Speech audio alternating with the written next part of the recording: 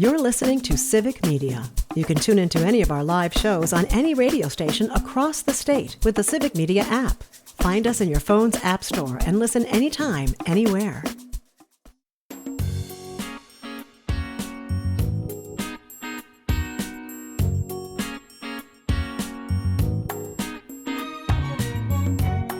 Across Wisconsin on Civic Media, you're listening to Mornings with Pat Kreitlow, powered by Up North News. Now, from our Lake Wissota studio, here's the founding editor of Up North News, Pat Kreitlow.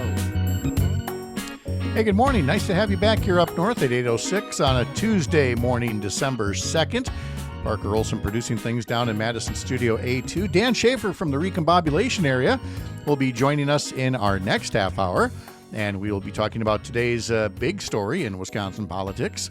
And that would be this morning's official announcement by former Lieutenant Governor Mandela Barnes that he is in the race for governor. So the former Lieutenant Governor announcing this morning that he's going to be joining a field that makes him now the sixth Democrat to get into that race. Let's see if I still have the full roll call here. I want the list in front of me because I don't want to forget anybody here. We, of course, have not just now the former Lieutenant Governor Mandela Barnes, but the current Lieutenant Governor, Sarah Rodriguez. There's also Milwaukee County Executive David Crowley, their State Senator Kelda Roys, their State Representative Francesca Hong, and the former chair of the Wisconsin Economic Development Corporation, Secretary Missy Hughes. Mandela Barnes put out an announcement video early this morning explaining, why he's decided to run. The video opens up with him holding his dad's jacket, a member of UAW Local 1866, and talking about jobs that used to enable you to afford a home and support a family and save for retirement. And then you see his dad at the end of the spot as well.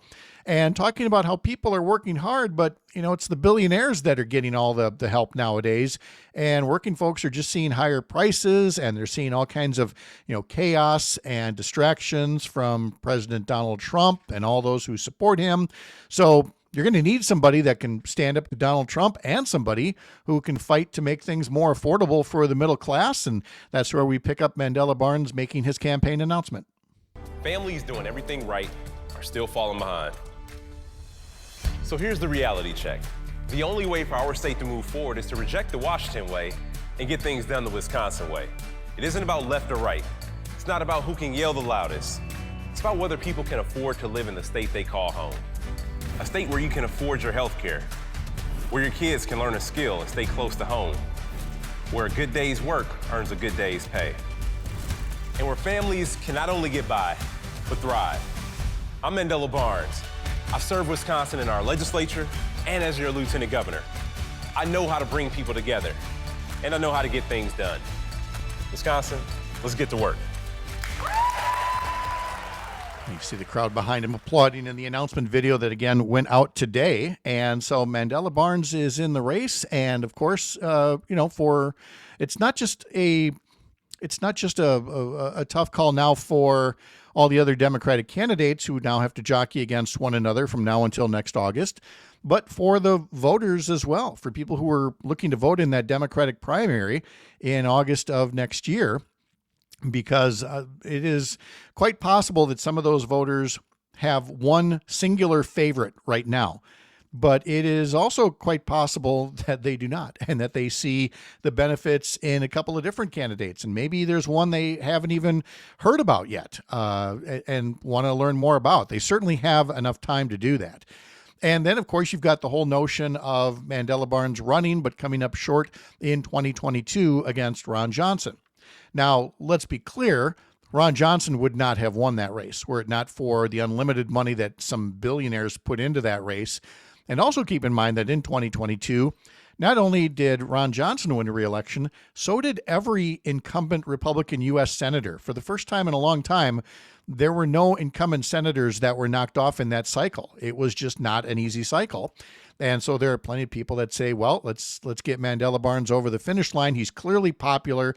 He ran the closest U.S. Senate race in Wisconsin history, so he has strong statewide credentials. Others, of course, say, he's had his chance. It's time to try somebody else. We see that as well in the 3rd congressional district race, where you have people saying, well, this is Rebecca Cook's 3rd time running for Congress. She nearly beat Derek Van Orden last time. Let's get her the rest of the way there. Other people are backing Emily Berge and saying, nope, Becca couldn't get it done last time. We need somebody new. So I'm looking forward to talking to Chad Holmes later in the week about this and getting his thoughts. Tony notes on YouTube, I hope that Chad is extra spicy next time we talk to him. I heard him talking to Nancy Stencil yesterday, chair of the Marathon County Democrats, asking, why is it that Barnes is labeled a loser, but Rebecca Cook isn't? Interesting thought. And it's a very key point here is that, some people will see Barnes and Cook as, the presumptive favorites. Others will say it's time for another direction. It all underscores this point. The primary for Democrats and Republicans is August 11th of next year. Plenty of time. But primaries often get overlooked. I really think this may be the highest vote total we ever see in a Wisconsin primary where there's not, say, a U.S. Senate race on the line. Instead, it's governor. It's races for Congress. There are already multiple races for legislature with multiple Democrats there. On the Republican side, Tom Tiffany, the congressman from up north, and Josh Schoeman, the Washington County executive, if they both stay in the race until next August, and there's no reason to think that they won't, there you'll have voters statewide saying, well, do you go with Tom Tiffany because he's a member of Congress and a lot of people know him up north? Or people go, well, nobody knows him in southeast Wisconsin, and Josh Schoeman, being from the Milwaukee metropolitan area, is much better known and would do a better job in November. These are the kinds of things that voters have to weigh. There's also the factor of, do they play nice in the primary? Some people want to see sharp elbows. They want to see that you're a fighter, that you're willing to point out, why you're the better candidate than your fellow Democrat or your fellow Republican. But then there are others who are turned off by that, quite frankly, and say, well, I thought I liked this person, but if this is, how they're going to treat fellow Democrats, then, or fellow Republicans, then I'm not going to support them.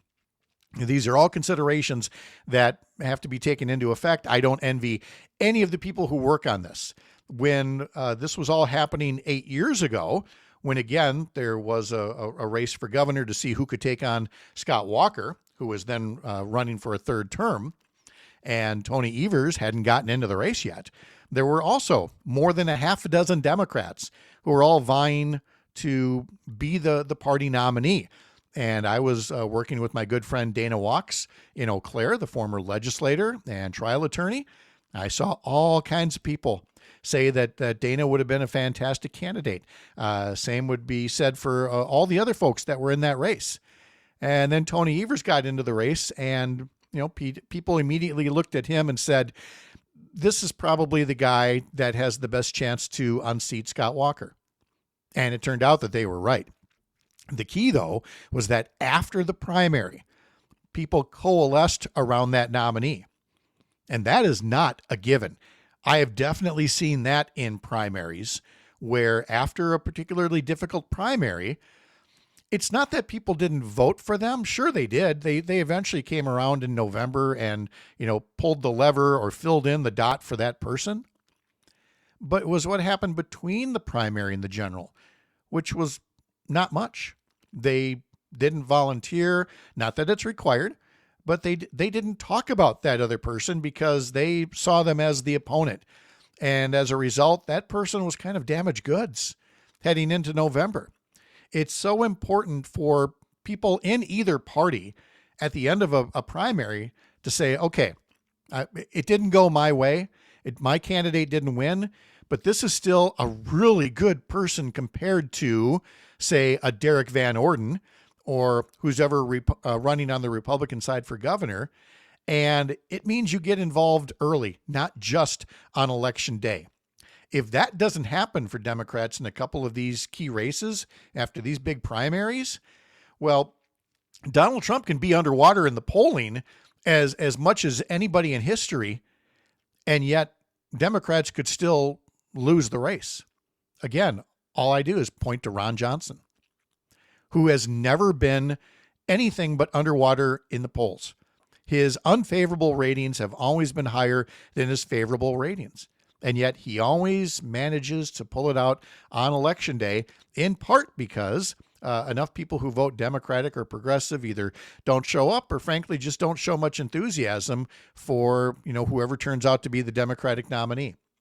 So that's the end of the lecture here. And it is just coming with a final note to vote in August. Weigh all the candidates, vote in August, whichever party you're in. And then if your party doesn't get in, you better fight like hell anyway, if you really don't want the person from that other party to win that race come November. Normally we talk to Cam Stevenson this time. He is a busy fellow on Capitol Hill, and so I'll simply tell you that you can look for his newsletter, Below the Beltway, through couriernewsroom.com. What we were going to talk about was presidential pardons.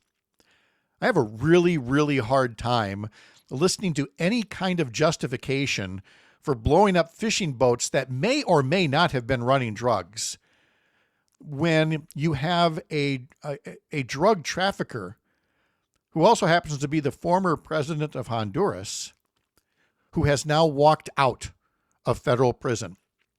The news this morning is that a lawyer for Juan Orlando Hernandez, the former president of Honduras, who was convicted after a fair trial in the U.S. on drug trafficking charges, that lawyer said today that his client has been released from federal prison in West Virginia after getting a full pardon from President Donald Trump.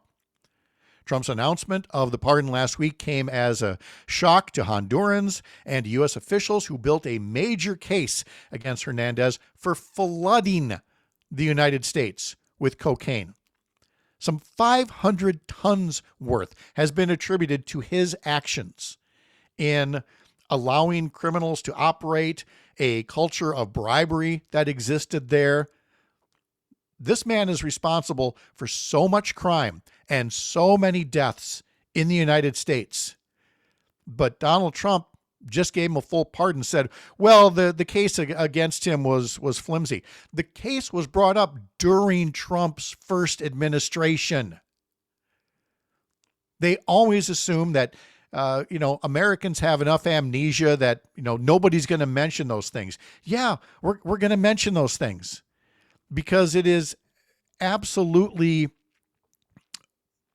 unbelievable that this is what we've done. This is what this country has done, is elected a convicted criminal as president who is now busy releasing convicted criminals from prison and then weaponizing the Justice Department to pursue political enemies. This is not the shining city on the hill that Ronald Reagan used to describe. Neither the United States nor the Republican Party of the United States. This is truly the lowest the Republican Party has sunk yet. And we still got a lot of time to go if this is just a preview of coming attractions for the second Trump administration. We'll get back to talking about Wisconsin politics with Dan Shafer from the Recombobulation area in just 15 minutes. First, a reminder that over at Up North News, you can sign up for our newsletters, plural. Head over to upnorthnewswi.com, click subscribe in the top banner, and get our weekday and Sunday morning newsletters, and check out all of our other coverage at the website, upnorthnewswi.com. I'm Pat Kreitlow. This is the Civic Media Radio Network.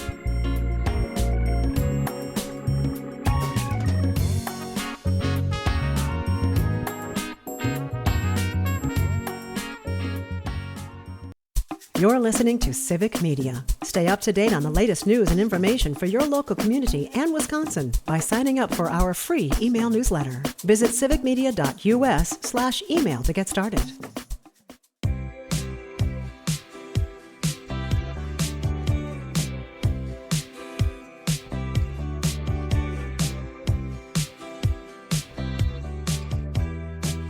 Welcome back. It is just about 8:23 on a Tuesday morning. It's December 2nd. Our question of the day, kind of ironic here.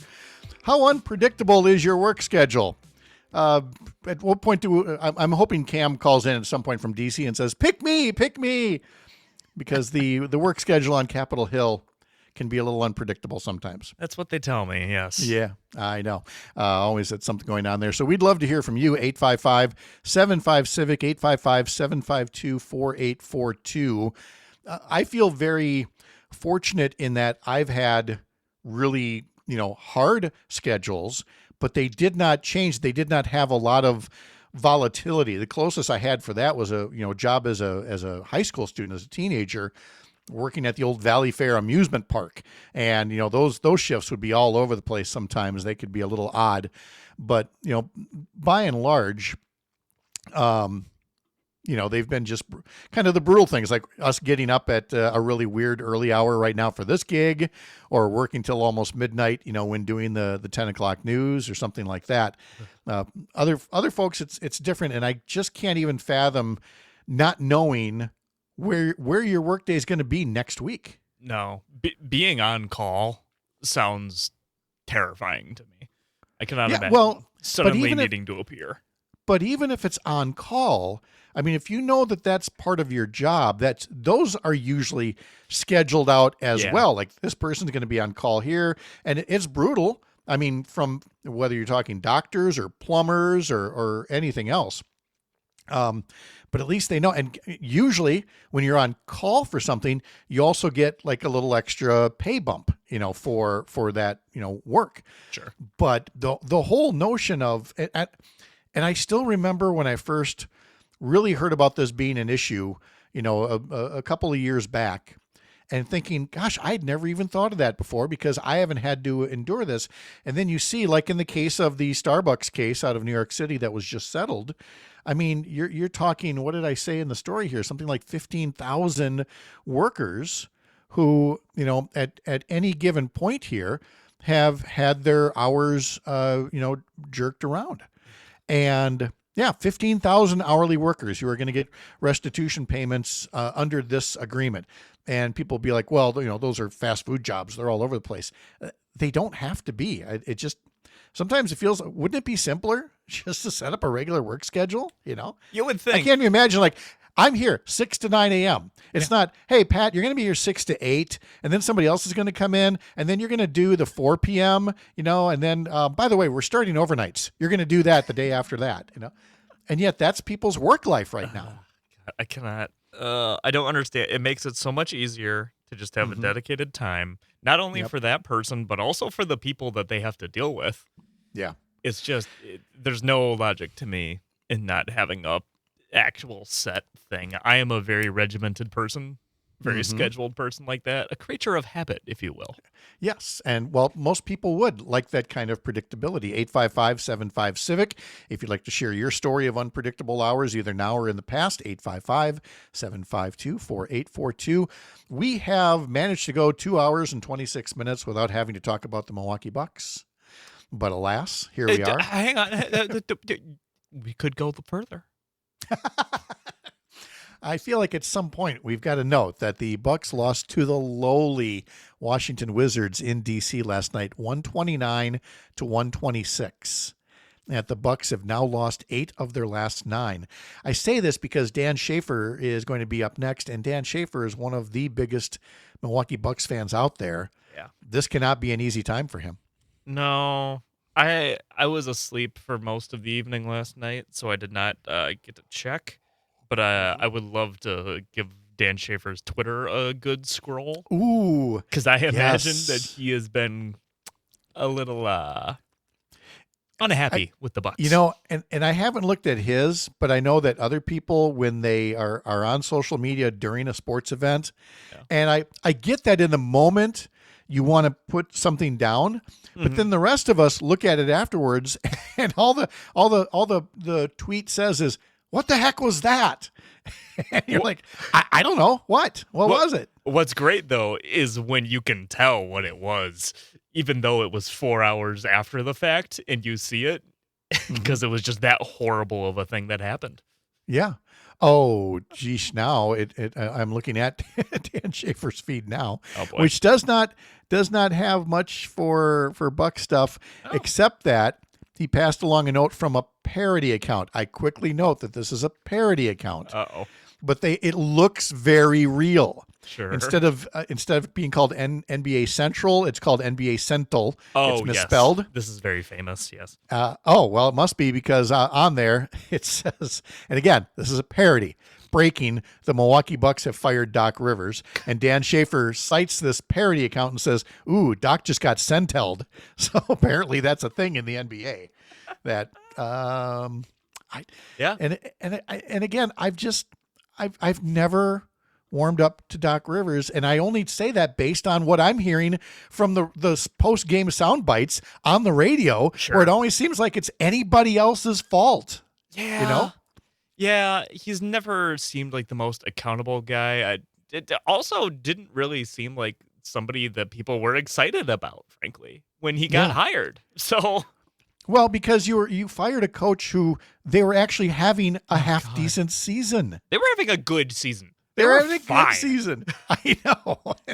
So I don't know. Maybe Dan's got some answers on that. But the first thing that Dan is going to talk about with us is, of course, the news that Mandela Barnes has gotten into the governor's race. And what does that do? How does that shake things up? And also, I would add, is it too early to start talking about the 2028 Senate race? Because part of my speculation was that, well, if Mandela Barnes doesn't run for governor, it's because he wants another run for U.S. Senate in 2028. Because that's what we do in this business. We can project years in advance, as well as tell you about what's happening in the here and now. And we'll stick to the here and now with Dan Shafer coming up right after this. I'm Pat Kreitlow from Up North News. Follow us at upnorthnewswi.com. This is the Civic Media Radio Network.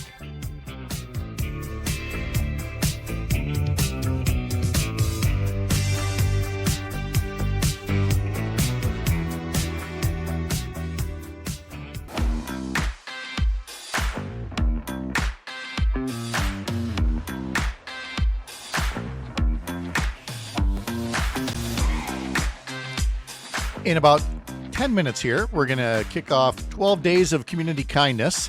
This is Giving Tuesday, and it's a big deal. It's a chance for you during the holiday season to help out a worthy organization. But we figured, well, there's more than one out there. So why don't we take the 12 Days of Christmas theme, make it 12 Days of Community Kindness, and highlight some of the organizations doing good work right in our hometowns. And we'll do that coming up just 10 minutes from now.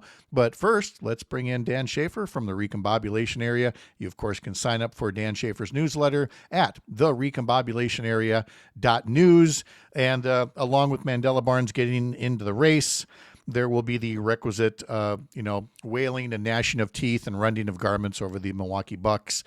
Dan Shafer, how you doing, buddy? I'm hanging in there, Mr. Kreitlow. As you and Parker were talking about before the break there, that was a rough loss last night from the Milwaukee Bucks, and I know you were scrolling my Twitter looking for a meltdown. I tried to keep it a little bit in check, which I guess is not exactly on brand for me. Perhaps. But what a dumb loss. What are they doing?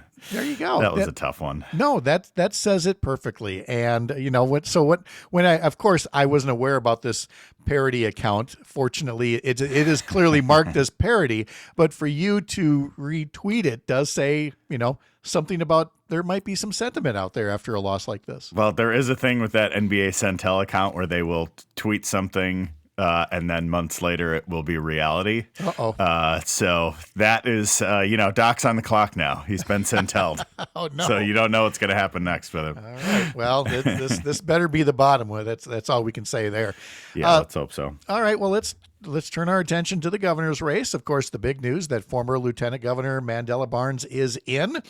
Made the announcement early this morning, released a video, which is the way they do things now. I'm so old. I'm back in the day when you announced on the courthouse steps. I literally went to the courthouse steps in Chippewa Falls and announced I was running. Now you got to put together some kind of a video. And so let's actually. And now you've got to be on the move when you're in the video now. Oh, yes. Now this is the new trend with all of the videos. I think Zoran Mamdani really has vaulted this into the stratosphere. The real Aaron Sorkin walk and talk that has to be in every single one of these videos. You got to be on the move. There's got to be a lot of quick cuts, and that's what we're seeing from the Barnes video. Am I right? Yes, we are. And look, I will say this much. And I've credited plenty of other candidates as well. But Lieutenant Governor Sarah Rodriguez was the first one in the race and had a very, very good walk and talk video. She was on the move too. All these candidates, they got to be on the move. Francesca Hong, she was on the move. All the candidates, they got to be walking. They can't be standing still. Can't be behind a desk. Can't be standing there on the courthouse step. You got to be on the move somewhere. Yep. It's what does Tony say? Yeah, having just talking heads sitting there, it's tough to make videos out of them, said the guy who makes videos out of me as a talking head on the radio every single day. Maybe I should pull out my phone and start walking around my neighborhood when we do these radio spots so that Tony's videos can be a little better. I'll tell you this much. The folks at our parent company for Up North News, Courier Newsroom, they love those. They love the walk and talk videos, and so you might have to see me doing more of that. So now, having gotten the production value out of the way, well, actually, no, I'm going to keep it there for a moment because he clearly had a message in his announcement video, starting with his dad being a union worker, and that should pay for a good job, and then, Trump chaos and everything else. But what did you take away from all of the walking and talking? Did he establish himself, as a candidate who is going to be, emphasizing a particular area, strong in a particular area, or was it more, middle of the pack kind of messaging? What was your impression? Yeah, I think, it seemed to me like, it's one of those moments that's like, allow me to reintroduce myself, right? We all saw him so many ads in the 2022 election cycle. So I think that is certainly what's in people's minds when they think about Mandela Barnes, when they think about, what a statewide campaign of his might look like. So, it's a refreshing from that, but also kind of, reintroducing and looking at what some of the big issues are and talking about how the Wisconsin way is different from the Washington way, not about being left or right, all of these different things. And I think it is kind of a message that would have the aim of bringing people together and not carving out saying, oh, I'm the progressive in this race, vote for me, I'm this lane, vote for me. I think it does kind of speak to trying to bring people together under the big tent that is the Democratic Party. Dan Shafer's here from the Recombobulation area and Civic Media's political editor. And yeah, I wanted to seize on those lines from the Mandela Barnes announcement video. There's the one line that says the only way for our state to move forward is to reject the Washington way and get things done the Wisconsin way. That's kind of a gimme, especially when the president and Congress are from the other party. You're looking to say, we do things better here at home. But then there's it isn't about left or right. It's not about who can yell the loudest. And then he gets on into other important issues. But you and I both know that when he said it isn't about left or right, there are people on the progressive side of the ledger who puckered up at that and said, "Ooh, stop avoiding what we as progressives or liberals or Democrats stand for." There are people that really want to see more of a I guess fighter would be the word that they'd use. Yeah, and I think, for one, I would say the Wisconsin way versus Washington way thing is something that we've been hearing from Wisconsin Democrats a lot this year. I feel like, I was at the WisDems convention this summer in Wisconsin Dells, and I think at the time there was some frustration with Democrats nationally, and I think many of the people there, including now Chair Devin Remiker, were talking about, hey, national Democrats might not have their stuff together, but we in Wisconsin, this group of Democrats have figured it out. We've got things going the right way, and I think that it seems to have some echoes of that in a certain sense in Mandela Barnes' messaging here too. But that not left or right. I mean, to me, that doesn't speak to trying to purity test the true progressive in the race or whatever it might be. To me, it kind of calls to the Barack Obama of it all, right? The not a nation of red states or blue states, but United States, that famous speech that he delivered. So I think to me, it speaks more to those types of ideals than, trying to say like, hey, I'm not I'm not going to run as the true progressive in the race, or whatever that might be. Well, and so when he then goes on to say it's about whether people can afford to live in the state they call home, a state where you can afford your health care, where your kids can learn a skill and stay close to home, where a good day's work earns a good day's pay, and where families can not only get by but thrive. Again, these are aspirational, but what he's not doing is immediately saying, a specific policy, $20 an hour minimum wage or whatever the case may be. And while on the one hand, that gives you freedom and flexibility to take a position, it also enables, the Republican side to essentially sandbag him with anything and say, this is what this guy stands for. And let's pick like on the $20 minimum wage. They can just say that now because he hasn't taken a position.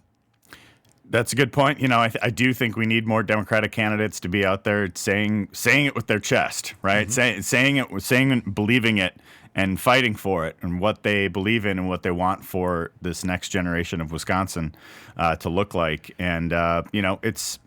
And I think there's another thing with his. So I will say that if you want to know more of my thoughts on Mandela Barnes and his entry into this race, I will say that you should revisit a column I wrote about a little over a month ago at the Recombobulation area, revisiting Mandela Barnes' 2022 campaign for Senate and why that race was somehow both overrated and underrated as a campaign at the same time. And I think big picture here, if Barnes is going to run a race similar to the one he ran in 2022, I don't think it's going to work out well for him. I think he has to approach this differently. So that's what I'm looking for in this announcement, in the kind of the rollout of this campaign. What is going to be different for the Barnes 2026 campaign? What is going to be different from 2022? We're going to continue this conversation with Dan Shafer. You can learn more at therecombobulationarea.news in just a few minutes here, but at 8:45, let's take a couple of minutes just to talk about Giving Tuesday and kicking off our 12 days of community kindness, where we wanted to highlight various groups around Wisconsin that are doing great things for people. And we're going to start things off today with Feeding America of Eastern Wisconsin, and Cameron Wingen is joining us now to talk more about that. Cameron, good morning. How are you? Good morning, Pat. Thanks for having me. It's a pleasure to have you here. And so tell us a bit more about what Feeding America is and what it does in Eastern Wisconsin. Sure. So we are the largest hunger relief organization in the state. We cover 35 counties in Eastern Wisconsin. And essentially what we do is we leverage our relationships with Wisconsin growers and then our retail partners and manufacturers. And we procure food and then distribute that food out to all of our pantry partners within those 35 counties in Eastern Wisconsin. So a big task. Food insecurity is at some of its highest levels right now. So we've been quite busy supporting our pantry partners. But Giving Tuesday, what a great time to come on and talk to you and just promote what we do for the community and for our neighbors facing hunger. Well, I don't doubt that Giving Tuesday's got to be one of your busiest days of the year, which is why I think it also needs a reminder that, you guys need help and support all year long. Definitely. Yeah. So we are always asked, what if I want to go in my pantry and just grab a couple of non-perishable items and donate to you or send them over to a food pantry? And we say absolutely. However, Giving Tuesday is a great example of how far your dollar can stretch. So we can take a dollar donation and we can turn it into 4 meals with the relationships and partnerships that we have. We purchase food in bulk, and then we get that food out to our food pantry partners. So Giving Tuesday is a great way to just give some money to us, make us stretch that money as far as we can stretch it to go, and get that food out to our pantries. We're talking to Cameron Wingen from Feeding America of Eastern Wisconsin. Learn more at feedingamericawi.org. Can you tell us a little bit from the other side of the equation? Because there are always people who find themselves in dire straits and suddenly facing food insecurity. And what are the best things they can do to get help quickly and effectively? I think the most important thing is don't be afraid to ask for help. Reach out. Look for information. If you go to our website, we have a pantry locator. You can type in your zip code and within 5 miles, find any food pantry in your area that you can visit and get food from. there's a stigma with food pantries that there's a lot of red tape and hoops that you have to jump through. That's not necessarily the case with most food pantries. Most will invite you in, no questions asked, allow you to shop or allow you to bring home items without any type of registration, any monetary or donation at all. You can go in, get the food that you need, and go home to your family. And so we kind of want to eliminate that stigma where you're not invited or you're not necessarily welcome at a food pantry. Anyone is welcome. Everyone should be able to have a warm meal, especially during the holiday season. So please go seek that help out if you need it. And you can help out Feeding America of Eastern Wisconsin by going to feedingamericawi.org. Cameron Wengen, thank you for helping us kick off 12 days of community kindness. I hope this Giving Tuesday is especially generous to you and all the people you serve. Thank you for all you do, sir. Thanks, Pat. All right, Cameron, have a great day. When we come back, we're going to continue our conversation with Dan Shafer from the recombobulation area, not just about Mandela Barnes getting into the race for governor, but other things going on as well. And then on Thursday, we're going to talk to Congressman Mark Pocan to give us an update on things from Washington, D.C. as we get close to the end of the calendar year. I'm Pat Kreitlow. This is the Civic Media Radio Network.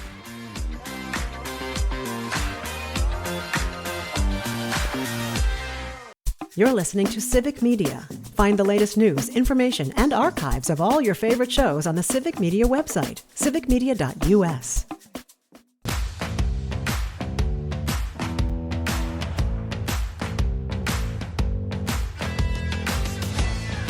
Stick around. Coming up at the top of the hour, Matt Nair on air, Jane Matt Nair, Greg Bach, coming up on the program at 10:35. They'll be joined by Terry Barr with a slice of Wisconsin. Tomorrow on this program, we will talk to pediatrician Dr. Kelly Snooks, part of our Up North News Raising Wisconsin video series. And we'll be joined by Civic Media's Earl Ingram to talk about the What's Going On podcast.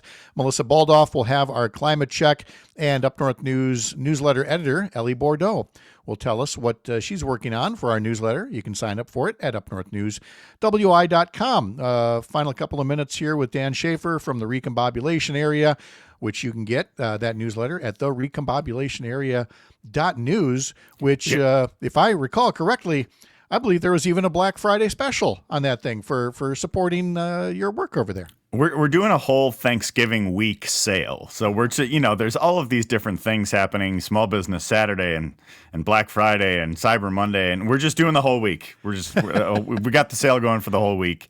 So you can go subscribe for 40% off right now at the recombobulation area. That's $20 off a full year subscription. So go do that. The more people subscribe, the more that we can do. Simple as that. Yeah, exactly. Because there is so much more that we do than, just the one story that we've talked about so far. But we are focusing on the governor's race at the moment here. And I know one other name that has come up has been Joel Brennan, former secretary of the Department of Administration for Governor Evers. I haven't heard anything new that's still at the speculation phase, I gather. Yeah, he hasn't made any formal announcements just yet, but he had been making some noise in some recent interviews in the Milwaukee area. He is currently the president of the Greater Milwaukee Committee. I think I'm saying that wrong. But he was the former CEO of Discovery World, and has, a lot of experience in executive leadership and all of that. And I do wonder what his entry to this kind of a race might mean. It's becoming a more and more crowded primary. Yes. Lots of people jumping into this. We got a lot of big names already in. Obviously, with Barnes' announcement today, that adds another element to it. If Joel Brennan were to run, that could add another piece too. So it's shaping up to be a really interesting race. And I think the big picture over the top of all of this is that 2026 is such a mammoth opportunity for Democrats in Wisconsin. There is the first real opportunity to flip the state legislature in a generation. There is the opportunity to elect new leadership to the governor's office. And then, you've got things like the spring election with the state Supreme Court race and all of the other races that are happening down ballot there. I think, if we're seeing some of the election results from, Virginia, New Jersey, even New York City over the past few weeks and in months, I think there is going to be some Democratic enthusiasm going into next year. Who is able to harness it? Who is able to capitalize it? And is that going to bring the big blue trifecta to Wisconsin next year? We shall see. And for folks who missed it, the first part of the hour, when I went on at length about all of these Democratic primaries, because there is, as you say, a lot of opportunity, which also means there is a lot of opportunity to blow it. And so to enter your primary Democrats field have never gone that direction, have they? They've never blown an opportunity. Never right? have we never used the word circular firing squad. Never have we done that. Dan Shafer is with us, and let me close by just saying yesterday we had on Craig Gilbert, who's written for many years for the Milwaukee Journal-Sentinel. And it was kind of stating the obvious, the Marquette National poll showing the headwinds that Republicans are facing. And I bring it up only again to make that same point, is that everything we're saying now is still 9 months before the primary and 11 months before the general election. And yeah, there's headwinds there, but that really means nothing when you look at what could happen down the road here. We all have several lifetimes to live between now and that August primary next year. Yeah. But at the same time, I think, the big picture is of what happens with an unpopular president facing a midterm is that the history suggests that the party not in control, the party not in the White House, is going to do a little bit better. And so I think if that to me is one of the aspects of comparing Mandela Barnes's run in 22 versus 26 too. He was running against a two-term incumbent in a hostile environment with an unpopular Democratic president in the White House. The ingredients are very different for a 2026 run. So it's going to be, but I think the details really matter. And I think being a governor's race instead of a race for Senate means you need to talk about Wisconsin issues and not just about Trump, not just about what's happening nationally. There can be these types of national headwinds, but I think a governor's race is different, and especially a Wisconsin governor's race. You got to speak to the real issues that people here are facing, because as we all know, Pat, people here are really clued into politics, and it's often because, well, we have to be. Yeah, we do. We're that close. The races are that important. I've got less than a minute to talk about congressional redistricting, so we won't get into all the particulars of the case, other than to say the state Supreme Court has named a couple of 3-judge panels to hear the latest challenge to the congressional maps. This is a very tight timetable, but would you say the odds are 0% that the congressional district lines will change in Wisconsin for next November? I wouldn't say there's 0. I don't really know how to make the odds on this one. I will say I think the case being advanced by Law Forward and Wisconsin Business Leaders for Democracy, there are a number of challenges that have worked their way through on congressional redistricting. Some have been tossed out. I think that in particular is the one to watch. All right. Dan Shafer, you can read more about it at the recombobulationarea.news. Sign up for the newsletter there. Dan, thank you as always. Hope you have a great day. Thanks, Pat. Be well. All right. Thank you so much. Again, my thanks to today's guest, Dan Shafer. We had Brian Lemke from Defend the Vote, Hans Breitenmoser, Sheila Everhart from the Wisconsin Agricultural Tourism Association, Gene Bond from a wedding barn venue owner, talking about what's happening or not happening in the legislature there, James Kelly, and more. So thanks again for being part of all of this. I'm Pat Kreitlow, founding editor of Up North News. Up North News is part of Courier Newsroom, a pro-democracy news network building a more informed, engaged, and representative America. Follow us over at upnorthnewswi.com. Again, have a great day. We'll see you tomorrow morning, bright and early, 6 a.m. here up north.